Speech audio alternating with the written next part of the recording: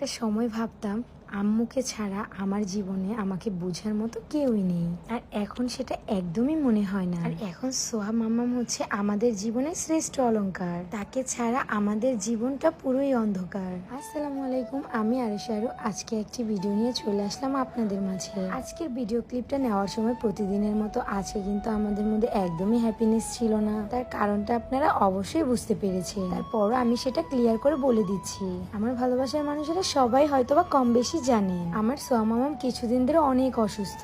দিন দিন যেন তার অসুস্থতার কারণটা বেড়েই যাচ্ছে। আর তাকে এই অবস্থায় দেখে তার পাপা তো একদমই ভেঙে পড়েছিল। কেননা আমার সোয়া মামাম হওয়ার পর থেকে মাশাআল্লাহ আজ পর্যন্ত আমরা তেমন ভাবে ডাক্তার দেখাইনি, কিন্তু হঠাৎ করে যে সোয়া মামামটার কি হয়ে গেল, সবসময় হাসি খুশি থাকা মেয়েটা হঠাৎ চুপচাপ হয়ে গেল।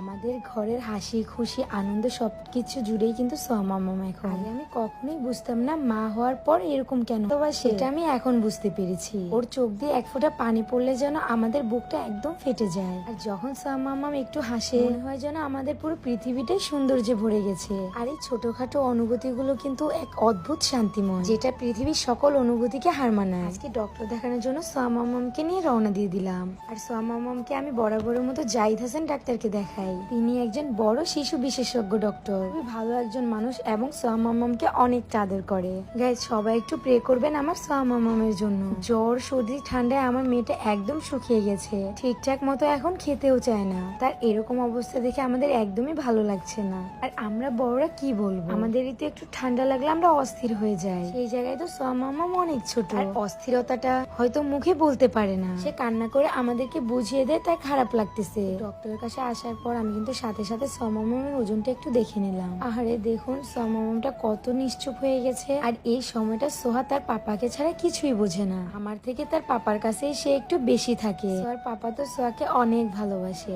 এক কথায় মেয়ের জন্য পুরোই পাগল। তার একটু থেকে অন্য কিছু হলে সে তো একদমই পাগল হয়ে যায়।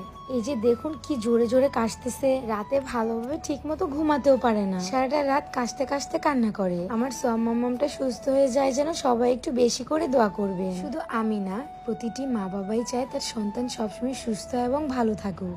অন্যদিকে শাকিল মানে সোয়ার মামাও চলে এসেছে সোয়া মামামকে দেখতে। কথায় শাকিলকে দেখলে সোয়া মামাম অনেক খুশি হয়। রক্তের টান না হলেও তাদের মামা ভাগ্নের মধ্যে কিন্তু অনেক মিল রয়েছে, যে সম্পর্কটা রক্তের সম্পর্কেও হার মানিয়ে দেয়। মাশাআল্লাহ, দেখুন কিভাবে ক্যামেরার দিকে শাকিলের সাথে কথা বলতেছে। অবশেষে ডক্টর দিকে চলে আসলাম। ডক্টর বলে দিয়েছে এই ওষুধগুলো খাওয়ার পর যদি না কমে আবার নিয়ে আসতে, কেননা তার ঠান্ডাটা একদম বুকে চেপে গেছে, তাই কমতেও একটু সময় লাগবে।